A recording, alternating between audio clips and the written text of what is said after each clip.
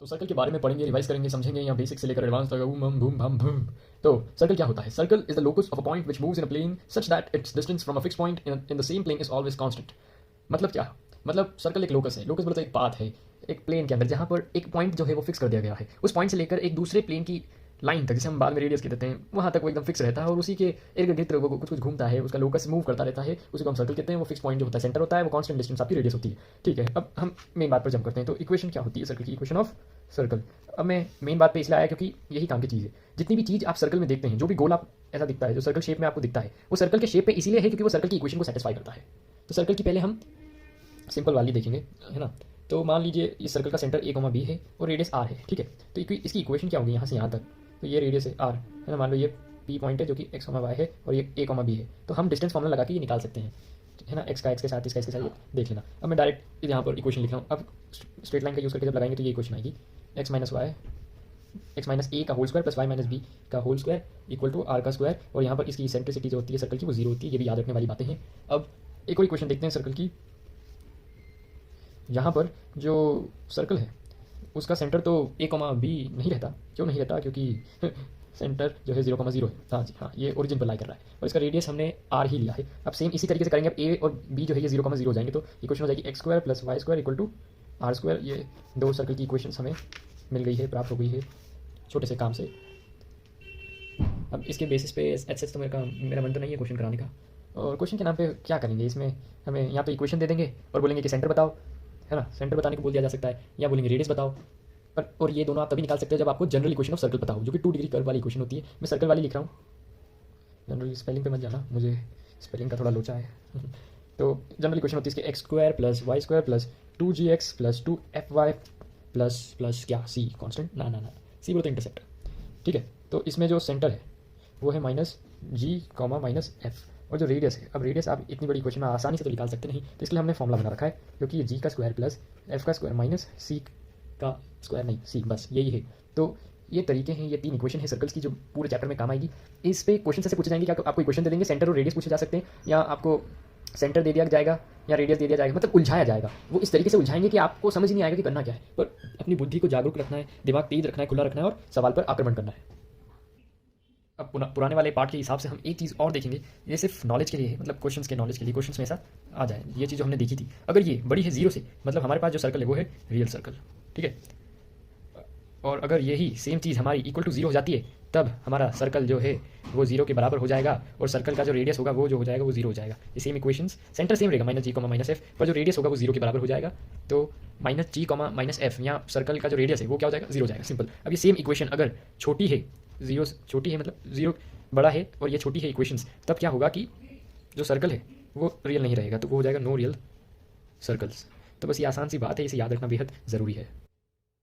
ये एक basic question लिया है इन इक्वेशंस को सही से यूज़ करने का तरीका बताने के लिए। अब देख सकते हैं, अब ये और ये एकदम सेम टू सेम है ना, एकदम। ये देखो एक्स वाई इक्वेशन, मतलब इसका अगर सेंटर पूछेंगे वो, तो हम डायरेक्टली 0 बोल देंगे। अब रेडियस हमें बताना है, रेडियस इधर क्या दे रखा है? R square. और ये मतलब ये क्या चीज़ है? ये आर स्क्वायर है, तो मुझे आर बताना है, तो इसका रूट लेना पड़ेगा। तो 25 का रूट हो जाएगा 5, तो यही इसका रेडियस हो गया। आ गया आपका आंसर, और ये रहा आपका आंसर। तो अब एक और दूसरा क्वेश्चन ले लेते हैं, जहाँ पर X square plus Y square minus 2x plus 4y minus 11 equal to 0 दे दिया, है ना। अब वो बोल रहे हैं कि सेंटर बता दो, तो सेंटर बताने का सिंपल फॉर्म है, हमें माइनस जी कॉमा माइनस एफ चाहिए। ठीक है, और एक तरीका और है, मतलब चलिए मैं आपको पहले से सॉल्व करता हूँ, फिर बताता हूँ क्या तरीका है। ये जी है, ये है एफ है। अच्छा, ये चीज़ें हमें तब मिलेगी जब जो जी है ना, इसका जो कोफिशिएंट है, जो कि मतलब जी जिसके साथ, मतलब ये जो हो गया जी है, इसमें जो एक्स है, तो जो कोफिशिएंट ऑफ एक्स है उसको हमें 2 से डिवाइड करना है। कॉमा या माइनस का साइन आएगा, चिंता ना कीजिए। और एफ में भी सेम है, जो कोफिशिएंट वाई का है उसको भी हमें 2 से डिवाइड करना है। तो हमारे पास जो जी दिया है हमें, वो दिया है 2x, तो x को गायब कर देंगे, है ना। कोफिशिएंट ऑफ x ही चाहिए हमें। माइनस का साइन आएगा इसके साथ, और यहाँ भी माइनस है, तो ये क्या हो गया? प्लस हो गया। इसे हम 2 से डिवाइड कर देंगे, तो ये आ गया हमारा 1। अब same goes for f, minus का साइन लगाएंगे, 4 है 4 लिखेंगे। अब इसको भी 2 से डिवाइड करना है, तो डिवाइड कर देंगे, तो -2 आ जाएगा। तो हमारा जो g आया वो आया 1, और जो f आया वो आया -2। तो हमारे कोऑर्डिनेट जो होते हैं वो होते हैं माइनस जी कॉमा माइनस एफ। तो उसके हिसाब से ये एक्चुअली हमने पहले ही माइनस प्लस का काम कर दिया, तो ये चीज़ें हमारी ऑलरेडी सॉल्व हो गई। तो ये 1 का 1 हो जाएगा और -2 हो जाएगा। ये होता है कोऑर्डिनेट। ये माइनस यहाँ पे जो लगाया है वो हमने यहाँ ऑलरेडी यूज़ कर लिया, तो ये जो लगाया वो इसमें लग गया और इसमें लगा, तो इससे ये आ गया है ना। तो इससे कंफ्यूज नहीं होना है, ऐसा प्रॉब्लम है तो खुद सॉल्व करके देखना। इन इक्वेशंस का यूज़ क्या है ये देख सकते हैं। सेंटर इस माइनस जी कॉमा माइनस एफ। और ये एक चीज़ मैं बताना भूल गया था, अगर आपको कोई कोई सा भी ए कॉमा बी का सेंटर है और उसमें आपको जी निकालना है तो minus coefficient of X by कितना था 2, और एफ निकालना है तो minus coefficient of Y by 2, और इससे जो भी आएगा जी कॉमा एफ वो आपका सेंटर आ जाएगा, सेंटर आ जाएगा। Simple simple simple. Boom boom boom. तो ये आखिरी क्वेश्चन है पुरानी सारी बातों को लेकर, इसमें हमें सेंटर और रेडियस बताना है। सिंपल है, ऐसी इक्वेशन जब भी दी जाए तो आपको इनके ब्रैकेट्स को ओपन करना है। तो मैं इनके ब्रैकेट्स ओपन करने जा रहा हूँ। तो ये हो जाएगा X square plus 4 minus 4x plus Y square plus 64 minus 16y equal to 64। ठीक है, अब ध्यान से देखिए आप, ये 64 तो ये इससे कैंसिल हो जाएगा क्योंकि इधर आएगा तो माइनस में होगा और वो सब कैंसिल हो जाएगा। सिंपल। तो अब ये हो गया X square plus Y square minus 4x minus 16y, और क्या बच गया 4 बच गया, मैंने इसको इधर भेज दिया तो ये हो गया माइनस 4। अब आप ध्यान से देखिए, ये हो गया आपका जी, ये हो गया आपका एफ, है ना, और ये आपका हो गया सी और ये भी रेडियस भी बन जाएगा, देखना। तो हम सेंटर पहले निकालेंगे, सेंटर होता है माइनस जी कॉमा माइनस एफ, तो उसके हिसाब से, और डिवाइडेड बाय 2 भी। ठीक है, तो अब मैं डायरेक्ट कर रहा हूँ, तो ये माइनस 4 हो जाएगा प्लस 4/2 जो कि हो जाएगा 2, और 16 जो है ये माइनस माइनस ये भी प्लस हो जाएगा 8। तो एक्चुअली गलती क्या करी है मैंने कुछ, अरे हाँ ये प्लस है तो यहाँ पर प्लस आएगा, तो ये 16 प्लस वाला है तो ये माइनस हो जाएगा, तो ये -8 आएगा, क्या आएगा -8। तो सेंटर के कोऑर्डिनेट क्या होगा 2, -8 अपने कोऑर्डिनेट हो गए। अब मुझे रेडियस पता करना है, तो रेडियस के लिए सिंपल जी स्क्वायर, जी ये रहा, एफ ये रहा, 2 का स्क्वायर 4 प्लस हो जाएगा 8 का स्क्वायर 64, माइनस करेंगे सी को, सी क्या है -4, तो -4 क्या हो जाएगा, मतलब -4 ही रहेगा, तो ये 4 से 4 कैंसिल हो जाएगा, तो √64 आ जाएगा जो कि होता है 8 का। तो रेडियस आपका ये आ गया। कभी भी इक्वेशंस को देखकर ये अंदाज़ा नहीं लगाना जैसे ये सी है ये रेडियस नहीं है, कुछ लोग इसे 2 का स्क्वायर ले लेते हैं तो ये ऐसी गलती हमें नहीं करना है। ये बहुत ही सिंपल क्वेश्चन था। ऐसे ही क्वेश्चन आते हैं, या तो इक्वेशन दे देते हैं या सेंटर या रेडियस देके बोलते हैं इक्वेशन बताओ, या इक्वेशन देके बोलते हैं सेंटर और रेडियस बताओ, सिंपल।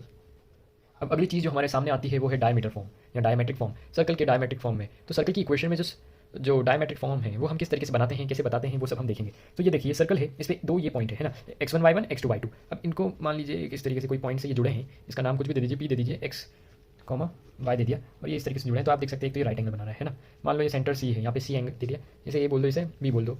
ठीक है, तो अब मैं जानना चाहूँगा कि इक्वेशन ऑफ AP क्या है, AP की इक्वेशन क्या है। ये स्ट्रेट लाइन से होगा, मुझे पूरी स्ट्रेट लाइन के हिसाब से इक्वेशन निकालनी है, तो मैं डायरेक्ट कर रहा हूँ। एक होगा y - y1, इसका स्लोप क्या आएगा, इसका स्लोप क्या आएगा, मान लीजिए जो स्लोप में हम देखते हैं जो कि होता है y - y1 bye x - x1, ये चीज़ हम स्लोप फॉर्म में देखते हैं।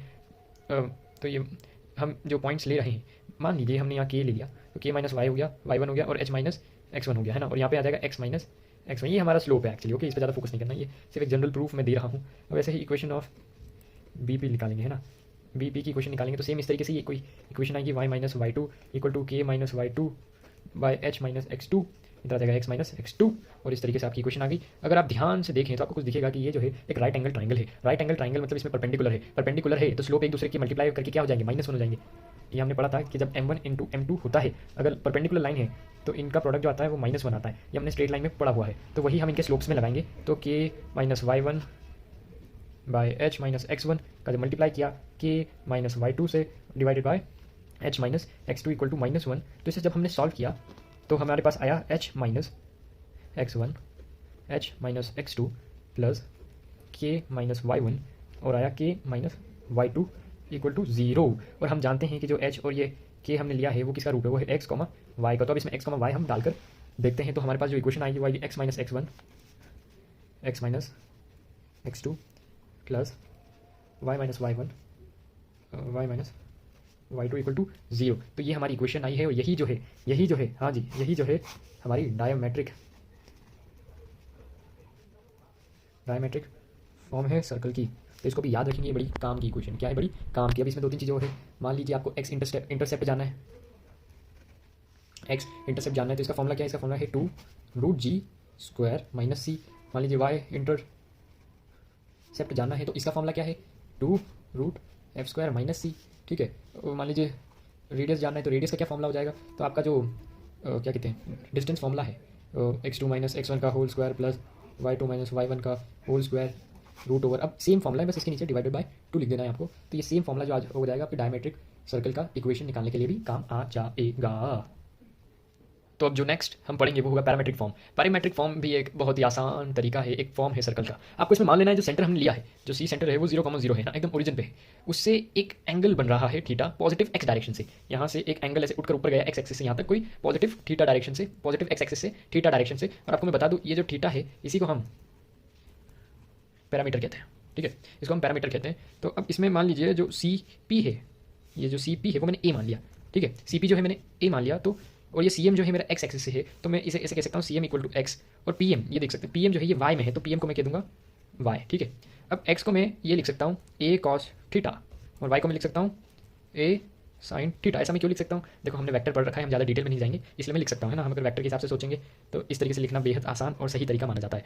अब सिंपल है, अब आ गया आपका आंसर, या वो फॉर्म जो हम तलाश रहे हैं, जो ए कॉस थीटा कॉमा ए साइन थीटा, या फिर जो ये थीटा है यही है आपका पैरामेट्रिक कोऑर्डिनेट, ठीक है, यही तो है वो। और ये चीज़ किसके लिए वैलिड है, ये वैलिड है X square plus Y square equal to R square के लिए। अब ये वाली इक्वेशन क्यों, क्योंकि ये जो है 0,0 पर हो रहा है, 0,0 पर होता है, तो यही इक्वेशन वैलिड होती है, वो वाली वैलिड नहीं होगी, वो वाली शिफ्टेड फॉर्म में वैलिड होती है। अब इसकी रेंज याद रखेंगे, 0 से लेकर थीटा, थीटा से लेकर 2π, ये इसकी रेंज होती है। अब सेम अगर इसमें वो पॉइंट्स आ जाए, मान लीजिए ये शिफ्टेड है, या इसमें जो है ये वाली इक्वेशन आ जाए जो हमने एकदम स्टार्टिंग में पढ़ी थी, तो अब इस इक्वेशन को किस तरीके से एस करना है, तो काफ़ी सिंपल है ये भी, पर इसमें मैं अभी कोऑर्डिनेट्स थोड़ा बदल देता हूँ सिस्टम को, मतलब ये थोड़ा सही नहीं है इस तरीके से यूज़ करने के लिए, इसलिए मैं इधर ये वाली इक्वेशन लूँगा। सेम इक्वेशन है पर वेरिएबल्स बदल दिए गए हैं, एक्चुअली सॉल्व करना आसान हो जाएगा। हाँ, इस इक्वेशन में मैं इन पॉइंट्स को डालकर आपको दूसरे पेज पर बताता हूँ। तो जब हम इसे सॉल्व करेंगे तो हमारे पास आएगा एच प्लस ए कॉस थीटा कॉमा के प्लस ए साइन थीटा। तो ये चीज़ बड़ी याद करने वाली है, अगर ऐसा पैरामीट्रिक पूछा जाए एच और के आपको दे रखा हो तो डायरेक्टली ये लगाएंगे और आ जाएगा। इसकी रेंज फिर से याद रखेंगे, 0 से बड़ा थीटा, थीटा से बड़ा 2π, ये मतलब यहाँ तक की रेंज इसकी होती है। अब इसमें कुछ और भी देखना हो तो x इक्वल टू पता करना हो, सेम इक्वेशन के लिए जो इक्वेशन हमने बाहर देखी, बाहर मतलब पहले वाले पेज पर देखी कि x माइनस सॉरी ये बाहर होगा प्लस वाई माइनस के का whole square equal to A square. अगर इसमें हमें x पता करना है तो x क्या हो जाएगा, x होगा h प्लस ए कॉस थीटा, और y आपका हो जाएगा k प्लस ए साइन थीटा। बस खत्म फिनिश। अब एक और इसमें दूसरी चीज़ देखेंगे, मान लीजिए पहली चीज़ है दूसरी हो गई। अब दूसरी चीज़ में ये है कि equation of chord of a circle X square plus Y square A is equal to A square. इसका सिंपल सा अर्थ है जो इक्वेशन है कॉर्ड की, जो सर्कल इस सर्कल में है जिसकी इक्वेशन में लिख रहा हूँ, ये इक्वेशन है, इसमें जो इक्वेशन ऑफ कॉर्ड है वो हमें बताना है, जिसमें जॉइनिंग जो हो रहा है वो अल्फा कॉस सॉरी ए था, ए कॉस अल्फा कॉमा ए साइन अल्फा से लेकर ए कॉस बीटा और ए साइन बीटा तक जा रहा है। तो हम इसे इन कोऑर्डिनेट्स में कैसे लिखेंगे, हम इसे ऐसे लिखेंगे x cos alpha plus beta equal to by 2 plus y sine alpha plus beta by 2 equal to हो जाएगा a cos alpha minus beta by 2। तो ये एक तो थोड़ा स्टैंडर्ड केस है, इसको याद रखना ही ज़रूरी है।